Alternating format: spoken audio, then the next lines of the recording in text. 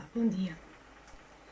Temos vindo a falar sobre fé nos últimos dias. Na verdade, temos vindo a falar sobre a graça e como nós necessitamos da graça de Deus, mas essencialmente como nós necessitamos da fé, porque se não tivermos a fé ligada, de modo algum vamos conseguir aceder à graça de Deus que já nos foi dada a todos nós, a toda a humanidade, de modo livre e de modo gratuito. E quando falamos de fé, quando falamos de graça, inevitavelmente isso traz à minha mente uma série de recordações, uma série de momentos em que foi necessário muita fé para eu conseguir continuar em frente. Com certeza na tua vida também já terás enfrentado momentos de grandes dificuldades e momentos de grandes desafios. Eu já enfrentei uns poucos, em 50 anos de vida, certamente já enfrentei bastantes. Quem me conhece sabe de alguns, mas há um em particular que me traz muita alegria. Hoje, claro, no momento não trazia assim tanta alegria. Fui mãe aos 19 anos. Os médicos diziam que eu não podia engravidar, mas na altura eu ainda nem sequer era crente e aceitei a Cristo por causa dessa gravidez. Meu primogênito, o filho mais amado. Claro que vocês amam os vossos filhos também, os vossos filhos também são muito amados, mas o meu é o meu, não é? E quando eu tive o meu primeiro filho, eu logo disse na sala de partos que daqui a 9 meses vou ter o segundo.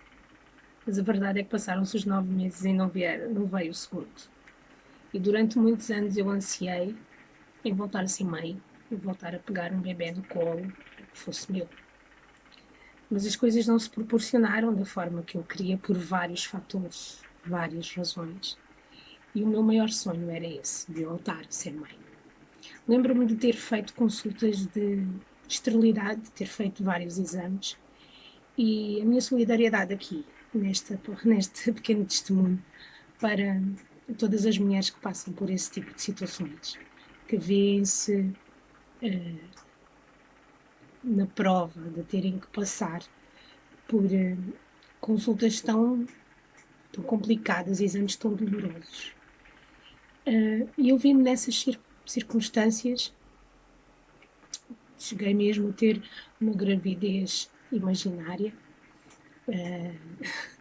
Foi muito complicado porque cheguei a ter leite e tudo, e o ventre foi-se desenvolvendo, e no entanto não havia nenhum bebê lá dentro. Então isso marcou-me muito psicologicamente, emocionalmente e também a nível familiar, deixou muitas marcas, porque eu desejava e ansiava muito por ter um bebê, voltar a ser mãe. Os anos passaram e a dada altura um pastor que costumava ajudar-nos no ministério, falecido evangelista João Borges, que eu deixo aqui uma palavra de gratidão ao homem que foi na minha vida, uma gratidão a Deus pela passagem dele na minha vida. Ele começou a ministrar na igreja uma série de mensagens a respeito de fé. E à medida que eu fui ouvindo e fui reciclando todos os meus conceitos e tudo o que eu já sabia sobre a fé, eu fiquei com aquela sensação, aquele sentimento de que se calhar eu não tinha fé suficiente e que por causa disso é que Deus não me dava o filho que eu tanto ansiava. Então entrei num propósito com Deus de começar a orar e a clamar a Deus e incomodar a Deus, exatamente como aquela viúva fez com o juiz inoportuno não é? Com o juiz, perdão, ela é que era inoportuna, peço desculpa. E ela estava ali constantemente a incomodar aquele juiz para que o juiz lhe fizesse justiça. Então entrei nesse propósito de fazer exatamente o mesmo que aquela mulher tinha feito e comecei a orar e a pedir a Deus aquilo que eu tanto queria, que era um filho. Na verdade eu queria gêmeos, eu queria duas gêmeas e eu comecei a pedir a Deus e todos os dias eu clamava ao Senhor e chorava aos pés do Pai para que isso pudesse me ser concedido. Os anos passaram e nada acontecia. E a dada altura, lembro-me que o Espírito Santo me orientou para que eu pudesse ler aquele livro, O Intercessor. E enquanto eu estava a ler o livro do Intercessor, terminei a leitura, recordo-me mais ou menos por volta das 4 horas da manhã, e nesse momento o Espírito Santo falou comigo e disse-me: estás disposta a entregar no altar o teu maior sonho? E aquilo doeu, custou muito. Confesso que foi muito doloroso. Andei pela casa durante a madrugada, clamando e orando e chorando, até que acabei por dizer ao Senhor que eu entregava o meu maior sonho e abdicava do sonho de voltar a ser mãe. Nessa hora, então, Deus falou comigo e disse que por eu ter abdicado, que Ele me iria dar muitos filhos, que eu iria ter filhos espalhados por todo o mundo, jovens, homens, mulheres, que seriam meus filhos espirituais, que iriam passar pela minha vida, pessoas que iam mexer comigo, iam deixar marcas e que também iam levar um pouco de mim pela vida fora e daquilo que eu lhes iria ensinar. E assim foi. Agradeci a Deus e pensei que isso nunca poderia vir a acontecer, que aquilo era coisa da minha cabeça, mas agradeci na mesma. E qual não é o meu espanto quando, nesse mesmo ano, eu comecei a dar aulas e a lecionar a disciplina de moral evangélica nas escolas públicas, na escola secundária de Santo André e na escola secundária dos Casquilhos, mais precisamente no ano 2000. E como foi tremendo o poder de Deus em ação ao longo desses anos. E eu pude ver os filhos e as filhas que Deus me deu ao longo desses anos todos e que até hoje ainda me vem dando. No entanto, eu pensava que voltar a ser mãe era coisa que tinha acabado, era uma coisa que era para esquecer completamente. Então eu deixei de pegar crianças ao colo, porque eu não suportava a sensação de vazio que ficava nos meus braços depois de me tirarem essas crianças do meu colo. Isso me doía muito, era horrível. Então eu não pegava mais nas crianças, nos filhos das minhas amigas. Deixei de pegar em muitas crianças. E isso me deixava seca por dentro. E os anos passaram. E a vida foi trazendo outros desafios, foi trazendo outras situações. E quando eu menos esperava,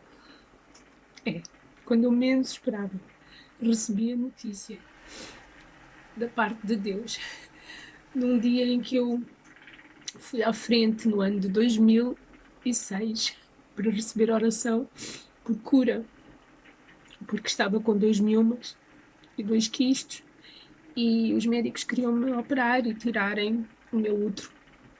Então, nesse momento, quando eu fui à frente para receber oração da parte da apóstola Miriam, lá da Suíça, ela colocou as mãos no meu ventre e, ao contrário daquilo que eu esperava, que era uma oração de cura, ela falou uma palavra profética para a minha vida e falou então do homem com quem eu ia casar, que Deus ia restaurar a minha vida e que eu ia voltar outra vez a segurar um filho nos meus braços antes de completar 41 anos.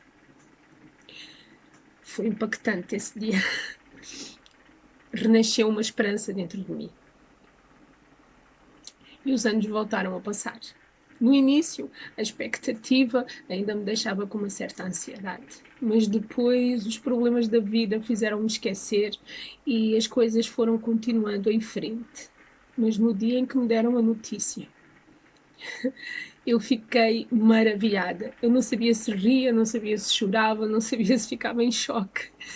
E a notícia chegou dizendo: olha, os miomas desapareceram e você está com 8 semanas. 8 semanas. E quero-te dizer que o teu Deus, ele é poderoso para fazer muito mais além daquilo que tu pensas, muito mais além daquilo que tu imaginas, muito mais além daquilo que tu possas sequer sonhar. Assim como eu jamais pensei que voltaria ou que aquela promessa pudesse realmente se cumprir. Na verdade, eu até pensava que eu estava a assegurar-me como se fosse uma boia salva-vidas para que eu conseguisse ter esperança num futuro, de que havia um futuro para mim. E eventualmente não queria se concretizar, mas seria uma boia salvadora. Era o que eu pensava naquela época. Qual não foi o meu espanto? Quando caiu a ficha.